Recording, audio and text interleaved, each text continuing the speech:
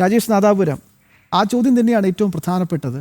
ഒരുപാട് സംഘടിത ശ്രമങ്ങൾ നടക്കുകയാണ്. ഇപ്പോൾ ഈ കുംഭമേള നടക്കാൻ പോകുന്നു, മഹാമാഘ മഹോത്സവം നടക്കാൻ പോകുന്നു. എന്തായിരുന്നു സംസ്ഥാന സർക്കാരിൻ്റെ നിലപാട്? നമ്മളത് വിശദമായി തന്നെ ചർച്ച ചെയ്തതുമാണ്. പക്ഷേ ഇതൊക്കെ സംഭവിക്കുമ്പോൾ ഒരുപക്ഷെ സ്വാമിജി തന്നെ പറയുന്നത് ഞങ്ങൾ പ്രതീക്ഷിച്ചത് 5000 പേരെയാണ്, പരമാവധി 50,000 പേർ. സ്വാമിജിയുടെ ഒക്കെ, അതായത് സംഘാടകരുടെ പോലും കണക്കുകൂട്ടലുകൾ തെറ്റിച്ചുകൊണ്ട് വലിയൊരു സമ്മേളനം അല്ലെങ്കിൽ വലിയൊരു എന്താ പറയുക, ഒരു ഗംഗാപ്രവാഹം പോലെ ആളുകൾ ഒഴുകിയെത്തുന്ന ഒരു സാഹചര്യമാണ് നാവാമുകുന്ദൻ്റെ മണ്ണിൽ നമുക്ക് കാണാൻ സാധിക്കുന്നത്. ശ്രീ രാജേഷ് നാദാപുരം. ഹിന്ദു സമൂഹത്തിന്റെ അസംഘടിതാവസ്ഥയാണ് ഈ നാടിന്റെ എല്ലാ ദുഃഖങ്ങൾക്കും കാരണമെന്ന് നമ്മുടെ മഹാത്മാക്കളായിട്ടുള്ള പൂർവികന്മാർ എല്ലാ കാലഘട്ടത്തിലും തിരിച്ചറിഞ്ഞിട്ടുണ്ട്. രാഷ്ട്രീയം നമ്മളെ ഒരുപാട് അകറ്റുന്നുണ്ട്. ഒരു കാലത്ത് ജാതീയതയും തൊട്ടുകൂടായ്മയും തീണ്ടിക്കൂടായ്മയും നമ്മളെ ഒരുപാട് ഛിന്ന ഭിന്നമാക്കിയിട്ടുണ്ട്. ആ സമയത്തെല്ലാം നമ്മുടെ സമൂഹത്തെ ഏകീകരിക്കുവാൻ വേണ്ടി വ്യത്യസ്തമായ ആചാര പദ്ധതികൾ എല്ലാ കാലഘട്ടത്തിലും ഉണ്ട്. ഉദാഹരണത്തിന്, ദൈവങ്ങൾ ഹിന്ദുക്കളെ ഏകീകരിക്കും, ജാതീയ വിശ്വാസങ്ങളും രാഷ്ട്രീയ വിശ്വാസങ്ങളും ഹിന്ദുക്കളെ വിഘടിപ്പിക്കും. ഈ നാടിന് സായിപ്പിന്റെ കീഴിൽ അടിമയായിട്ട് ജീവിക്കേണ്ടി വന്നത് ഈ നാടിന്റെ ദേശീയ ജനതയായ ഹിന്ദുവിന്റെ അസംഘടിതാവസ്ഥയാണെന്ന് മനസ്സിലാക്കിയിട്ടാണ് 925 നാഗപ്പൂരിൽ രാഷ്ട്രീയ സ്വയംസേവക സംഘത്തിന്റെ ആരംഭം പോലും ഉണ്ടായത്. ഈ നാടിന്റെ ഭൂഭാഗത്ത് 90% അധിവസിക്കുന്ന, ജനസംഖ്യയിൽ അന്ന് 90% ഉണ്ടായിരുന്ന ഈ നാടിനെ മാതൃഭൂമിയും പിതൃഭൂമിയും പുണ്യഭൂമിയും മോക്ഷഭൂമിയുമായി കണ്ടുകരുതി ആരാധിക്കുന്ന ഹിന്ദുക്കൾ പുലയനും പറയനും നായരും നമ്പൂതിരിയും തൊട്ടുകൂടാത്തവനും തീണ്ടിക്കൂടാത്തവനുമായി മാറി നിന്നപ്പോഴാണ് ഈ നാടിൽ ഒരുപാട് അധോഗതി, ഈ നാടിന് അടിമത്വം ഉണ്ടായത്. അപ്പൊ ഈ നാടിനെ ഏകീകരിക്കുവാൻ വേണ്ടിയിട്ട് നമ്മുടെ ഋഷി പരമ്പര ഇത്തരം അനേക പദ്ധതികൾ സഹസ്രാബ്ദങ്ങളായിട്ട് പ്ലാൻ ചെയ്തിട്ടുണ്ട്, ആസൂത്രണം ചെയ്തിട്ടുണ്ട്. അതുകൊണ്ടാണ് മഹാകുംഭമേള ത്രിവേണി സംഗമ ഭൂമിയായ പ്രയാഗ്രാജിൽ ഈ കഴിഞ്ഞ വർഷം നടന്നപ്പോ 45 കോടി ആളുകളെയാണ് സംഘാടകർ പ്രതീക്ഷിച്ചത്. വന്നത് 66 കോടി ആളുകളായിരുന്നു. പ്രതീക്ഷിച്ചതിനേക്കാൾ 21 കോടി ആളുകൾ അധികമായിട്ട് പങ്കെടുക്കുന്നു. നമ്മുടെ ഈ നാട്ടിലെ യുക്തിവാദികളുടെയും ഇവിടുത്തെ കമ്മ്യൂണിസ്റ്റുകളുടെയും ഭാഷയിൽ പറഞ്ഞാൽ ചളിവെള്ളത്തിൽ മുങ്ങിക്കുളിക്കുവാൻ വേണ്ടി 66 കോടി വിഡ്ഢികൾ വന്നു എന്നൊക്കെയാണ് അവർ പറയുന്നത്. പക്ഷെ അവർക്ക് മനസ്സിലാകുന്നില്ല, ഈ രാഷ്ട്രത്തെ ഏകീകരിക്കുന്നു. ആസേതു ഹിമാലയം മുതൽ കന്യാകുമാരി വരെ, കച്ച് മുതൽ കാമരൂപം വരെയുള്ള ഈ ഭാരതത്തിലെ ഓരോ ആളുകളും, ഈ ഞങ്ങളുടെ വടകരയിൽ നിന്ന് പോലും നാദാപുരത്ത് നിന്ന് പോലും ഇഷ്ടം പോലെ ആളുകൾ പ്രയാഗ്രാജിൽ ത്രിവേണി സംഗമത്തിൽ കുംഭമേളയിൽ പങ്കെടുക്കാൻ ചെന്നു, മഹാകുംഭമേളയിൽ. അവിടെ ഒന്ന് മുങ്ങിക്കുളിച്ച് അവർ വരുമ്പോ ഈ രാഷ്ട്രത്തിലെ രാഷ്ട്രപതിയും സാധാരണ പൗരനും ഒന്നിച്ച് ഒരു നദിയിൽ മുങ്ങി നിവരുമ്പോൾ ഈ നാടിന്റെ ദേശീയത പുനർജനിക്കുന്നു, ഈ നാടിന്റെ സംസ്കാരം സംരക്ഷിക്കപ്പെടുന്നു. ഞാൻ ഈ ഭാരതീയനാണെന്ന ബോധം അവന്റെ ഉള്ളിൽ അന്തർലീനമായി കിടക്കുന്ന ബോധത്തെ ഉണർത്തുവാനും ഉയർത്തുവാനും അത് സഹായിക്കുന്നു. ഇങ്ങനെയുള്ള മഹത്തായ ഒരു ആചാരത്തിന്റെ ഒരു വലിയ രംഗമാണ് ഇപ്പൊ കഴിഞ്ഞ 18-ാം തീയതി മുതൽ നമ്മൾ കണ്ടുകൊണ്ടിരിക്കുന്നത്. ഇന്നലെ ഞങ്ങൾ എല്ലാവരും അവിടെ പങ്കെടുത്തിരുന്നു. ലക്ഷക്കണക്കിന് ആളുകൾ വന്നുകൊണ്ട് തിരുനാവായ മൊത്തം ബ്ലോക്കായി. മനോരമക്കാരനും മാതൃഭൂമിക്കാരനും ഏഷ്യാനെറ്റ് ന്യൂസുകാരും ഇത് ചർച്ച ചെയ്യുന്നുണ്ട്. ഇത് നമ്മുടെ വിഷയങ്ങളല്ല. 2014 നരേന്ദ്രമോദി 252 സീറ്റുമായിട്ട് അധികാരത്തിൽ വരുമ്പോൾ ഈ പറയുന്ന രാഷ്ട്രീയക്കാരുടെയും എല്ലാ ചാനലുകാരുടെയും സപ്പോർട്ടൊന്നും അവിടെ ഉണ്ടായിരുന്നില്ല. ഹൈന്ദവ സമൂഹം കക്ഷി രാഷ്ട്രീയത്തിനും ജാതി ചിന്തകൾക്കും അതീതമായിട്ട് തിരുനാവായയിൽ ഒഴുകിയെത്തുന്ന മനോഹരമായ ഒരു കാഴ്ച.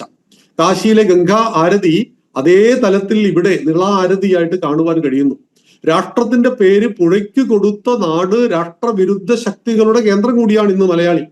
അതുകൊണ്ട് തന്നെ അവിടെയെല്ലാം നമ്മെ ഏകീകരിക്കുവാനും രാഷ്ട്രത്തിന്റെ സത്വബോധത്തെ ഉയർത്തുവാനും ഞാൻ ഒരു ഭാരതീയനാണെന്ന് ഉറക്കെ പ്രഖ്യാപിക്കുവാനും ഉള്ളതാണ് ഈ പറയുന്ന മഹാമാഘ മഹോത്സവം.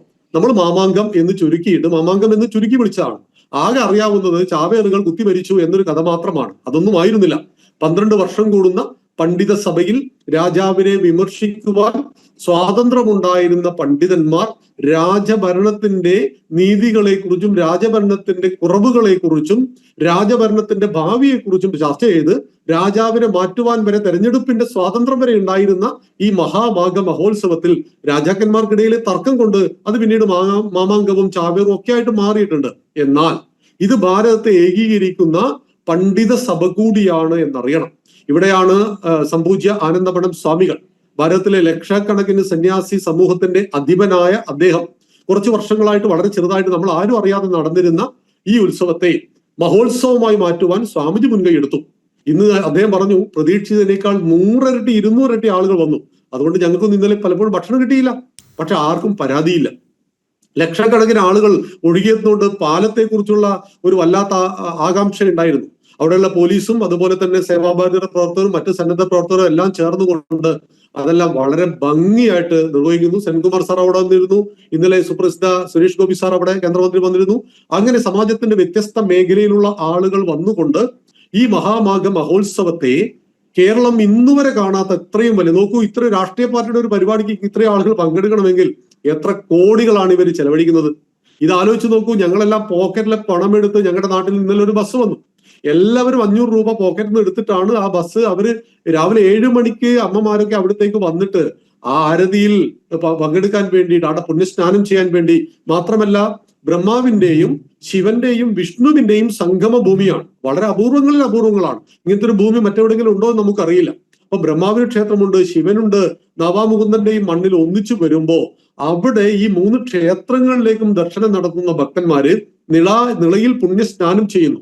കേവലം ഒരു നദിയിൽ മുങ്ങി കുളിക്കലല്ല അത്, മറിച്ച് നമ്മൾ പറയാറുണ്ട്, ഭാഗീരഥി വെറും ഒരു നദിയല്ല, സിന്ധു കേവലം ജലമല്ല. നമ്മളെ സംബന്ധിച്ച് ഇതൊന്നും വെള്ളമല്ല. സംരക്ഷിക്കേണ്ട സകലതിനെയും അമ്മയായി കണ്ടവരാണ് നമ്മൾ ഹിന്ദുക്കൾ. ഭൂമിയിലാണ് നാം ജനിച്ചത്, ജീവിക്കുന്നത്, മരിച്ചാൽ ചേരുന്നത് ഈ മണ്ണിലായതുകൊണ്ട് മാതാഭൂമി പുത്രോഹം പൃഥിവ്യ. ഈ മണ്ണിന്റെ അമ്മയാണ് ഞാൻ, ഈ മണ്ണിന്റെ പുത്രനാണ്. വെള്ളം കിട്ടാത്ത ലോകത്തെ കുറിച്ച് ചിന്തിക്കുവാൻ സാധ്യമല്ലാത്തത് കൊണ്ട് വെള്ളം കിട്ടുന്ന സകല സ്രോതസ്സുകളെയും ഹിന്ദുക്കൾ അമ്മയായി കണ്ടു. കടലിനെ കടലമ്മ എന്ന് വിളിച്ചു, ഗംഗയെ ഗംഗാ മാതാവ് എന്ന് വിളിച്ചു. അമ്മയുടെ മുലപ്പാലിനൊപ്പം നാം കുടിച്ചു വളർന്ന പാല് പശുവിൻ്റെതായതുകൊണ്ട് ആ സാധു മൃഗത്തിന് അമ്മയുടെ സ്ഥാനം നമ്മൾ നൽകി, ഗോമാതാവ്. അപ്പം ബീഫ് ഫസ്റ്റ് നടത്തേണ്ടവരാണ് ഇവിടുത്തെ ഡിവൈഎഫ്ഐക്കാര് എന്ന് നാം ഓർക്കണം. അതായത് നന്ദി കടപ്പാട് എന്ന് പറയുന്ന ഭാവത്തെ ആചാരത്തിലൂടെ ഊട്ടിയുറപ്പിച്ചവരാണ് നമ്മുടെ ഋഷി പരമ്പര. അതുകൊണ്ട് തന്നെയാണ് ഭാരതത്തിൽ ക്ഷേത്രങ്ങളില്ലാത്ത ഒരു ഗ്രാമത്തെ, നഗരത്തെ നമുക്ക് കാണാൻ കഴിയില്ല. ഓരോ ക്ഷേത്രങ്ങളിലും ആചാരങ്ങൾ വൈവിധ്യങ്ങളാണ്. എന്നാൽ ഒരു കടപ്പുറത്ത്, ഒരു മണൽപ്പുറത്ത് ലക്ഷോപലക്ഷം ദേശീയ ജനതയെ കൊണ്ടുവന്നുകൊണ്ട് അവരുടെ ഉള്ളിലേക്ക് രാഷ്ട്രബോധത്തെയും ധർമ്മബോധത്തെയും സനാതന ധർമ്മത്തിന്റെ മഹത്വത്തെയും ഉദ്ഘോഷിക്കുവാൻ കഴിയുന്ന ഒരു സുവർണ അവസരമായിട്ടാണ് ഈ 15 ദിവസം നീണ്ടു നിൽക്കുന്ന മഹാമാഘ മഹോത്സവത്തെ നമ്മൾ കാണേണ്ടത്. നന്ദി, നമസ്കാരം. തീർച്ചയായും ഞാൻ അങ്ങയിലേക്ക് വരാം. ഇത് ഞാൻ കേട്ടിട്ടുണ്ട്, വായിച്ചിട്ടുണ്ട്. കേസരി രാജശേഖരൻ നായർ സാറിൻ്റെ ഒരു ലേഖനം. അതിൽ പറയുന്നത്, ഒന്നാം സ്വാതന്ത്ര്യ സമരത്തിന് മുന്നോടിയായി 1857 ഒന്നാം സ്വാതന്ത്ര്യ സമരത്തിന് മുമ്പ് നടന്ന ഒരു മഹാകുംഭമേളയുണ്ടായിരുന്നു. ആ കുംഭമേളയിൽ വെച്ചാണ് രാഷ്ട്രം ഒരു വലിയ രീതിയിലുള്ള ഒരു പോരാട്ടത്തിന് തയ്യാറെടുക്കുകയാണ് എന്ന ഒരു സന്ദേശം ഋഷിവര്യന്മാർ മുഖേന ഭാരതത്തിൻ്റെ എല്ലാ സ്ഥലങ്ങളിലും മുക്കിലും മൂലയിലും ആ സന്ദേശം എത്തുന്നൊരു സാഹചര്യം കാണിച്ചിരുന്നത്. രാഷ്ട്രമെന്ന സങ്കല്പം ബ്രിട്ടീഷുകാരൻ്റെ ഒരു ഔദാര്യമാണ് എന്നൊരു നെറേറ്റീവ് ഇവിടെ പടരുമ്പോഴാണ്, ഒന്ന് ആലോചിച്ച് നോക്കൂ, എത്ര മനോഹരമായ സംഘടിതമായിട്ടുള്ള ഒരു സംവേദനമാണ് അന്ന് അവിടെ നടന്നതെന്ന്. വെറുതെയല്ല കുംഭമേളയ്ക്കെതിരെ ബ്രിട്ടീഷുകാർ ഉറഞ്ഞു തുള്ളിയത്. ദേശീയതാബോധം ശക്തമായി ഉയരുന്ന സമയത്തൊക്കെ രാഷ്ട്രവിരുദ്ധ ശക്തികൾ ഉണർന്നിട്ടുണ്ട്, അവർ പോരാടാൻ ശ്രമിച്ചിട്ടുണ്ട്. പക്ഷേ പരാജയപ്പെട്ട ചരിത്രം മാത്രമേ ഉള്ളൂ. അതും നിളയിൽ കണ്ടു.